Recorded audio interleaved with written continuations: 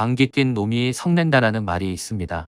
크리스티아누 호날두가 딱 그 꼴인데요. 굴욕적인 패배와 함께 새 시즌을 시작한 맨체스터 유나이티드의 새 사령탑 에릭 텐 하흐가 꾸준히 팀과 잡음을 내고 있는 크리스티아누 호날두에 대해 언급했습니다. 영국 메트로는 크리스티아누 호날두와 에릭 텐 하흐 감독의 관계는 최악으로 치닫고 있다. 최근 호날두는 텐 하흐의 발언에 분노했다라고 전했습니다. 맨유는 지난 7일 영국 맨체스터의 올드 트래포드에서 열린 2022에서 2023 잉글리시 프리미어 리그 1라운드 브라이튼 앤드 호브 알비온과의 홈경기에서 1대2로 패했습니다. 스디슨 개막전 패배를 맛본 맨유는 브라이튼과 승부를 치르기 시작한 1909년 이후 113년 만에 처음으로 홈에서 브라이튼에 경기를 내주는 대굴욕을 맛봤습니다. 네덜란드 LADBC의 아약스에서 큰 성공을 거둔 텐 하흐가 지휘봉을 잡으며 여러모로 달라진 시즌을 기대했던 맨유지만 개막전부터 삐걱거리게 된 것입니다. 크리스티아누 호날두의 이적 문제가 소모전 양상으로 흐르자 급기야 동료 선수들도 등을 돌렸습니다. 영국 언론사 더 선는 맨유 선수들이 짜증이 났다. 호날두의 이적설이 팀의 사기를 떨어뜨린다고 느끼고 있다. 몇몇 선수들은 호날두가 사라지길 원한다라고 보도했습니다. 더 선은 호날두와 클럽 사이의 교착 상태가 이렇게 계속될 바에는 호날두가 그냥 떠나는 편이 낫다는 여론이 형성됐다. 클럽에 대한 호날두의 입장과 태도 때문에 선수들 사이에서 분노가 커지고 있다라고 설명했습니다. 내부 소식통은 이제 진짜 많은 선수들이 환멸을 느낀다. 호날두를 지지하는 선수들도 있지만 대부분이 호날두의 방식에 지쳤다라고 기뜸했습니다. 호날두는 지난 6월 말부터 맨체스터 유나이티드에 이적을 요청했습니다. 챔피언스 리그에서 뛰고 싶다는 것이 이유였는데요. 맨유는 지난 시즌을 프리미어리그 6위로 마쳐 챔피언스 리그가 아닌 유로파 리그로 떨어졌습니다. 하지만 맨유는 호날두를 매각할 수 없다고 선을 그었습니다. 그러면서 갈등이 격화됐는데요.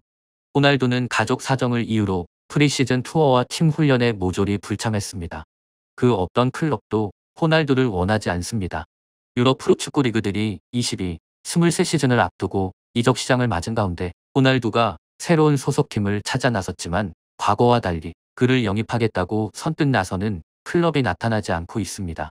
지난해 여름 이적 시장에서 호날두를 영입하기 위해 맨체스터 유나이티드와 맨유의 최대 라이벌 맨체스터 시티가 치열한 영입 경쟁을 벌였던 걸 감안하면 세계 최고 스타로 군림하던 호날두의 위상이 단 1년 새 급격히 추락한 셈입니다. 예상치 못한 싸늘한 반응의 호날두는 최근 유럽 내 최고 명문 구단으로 꼽히는 바이에른 뮌헨, 아틀레티코 마드리드, 첼시, 레알 마드리드, 파리 생제르맹 등의 나를 영입해달라며 이례적인 역제안을 했습니다. 호날두의 대리인은 이적을 위해 막대한 연봉도 삭감하겠다고 했지만 이들 모두 호날두의 역제안을 냉정하게 거절한 것으로 전해졌다고 밝혔습니다.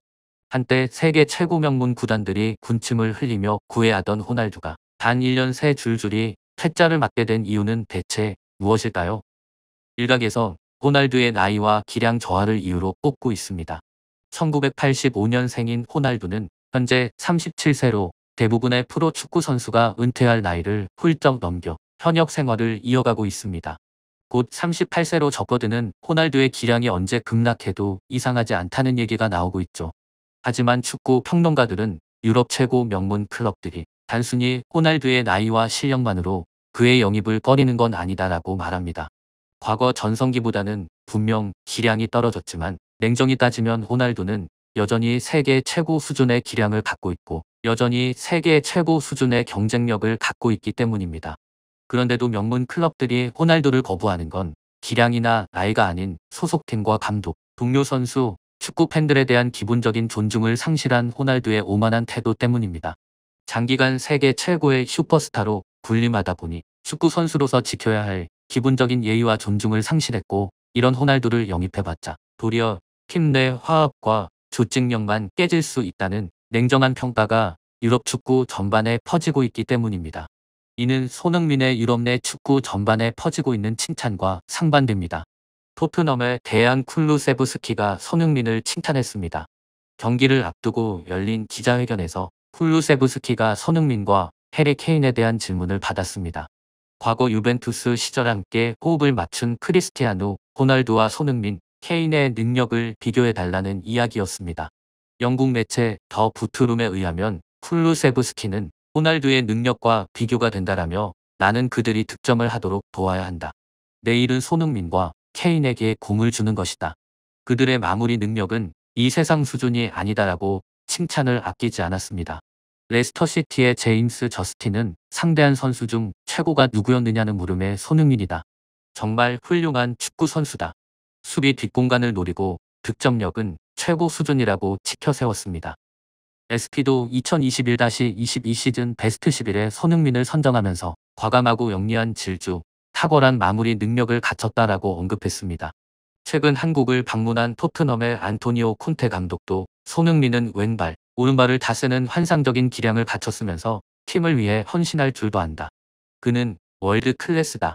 내가 본 가장 뛰어난 선수 중 하나다라고 칭찬을 아끼지 않았습니다. 또한 세계적인 명장으로 꼽히는 훌렌 로페테기 세비야 감독이 대한민국 공격수 손흥민을 향해 특급 칭찬을 전했는데요.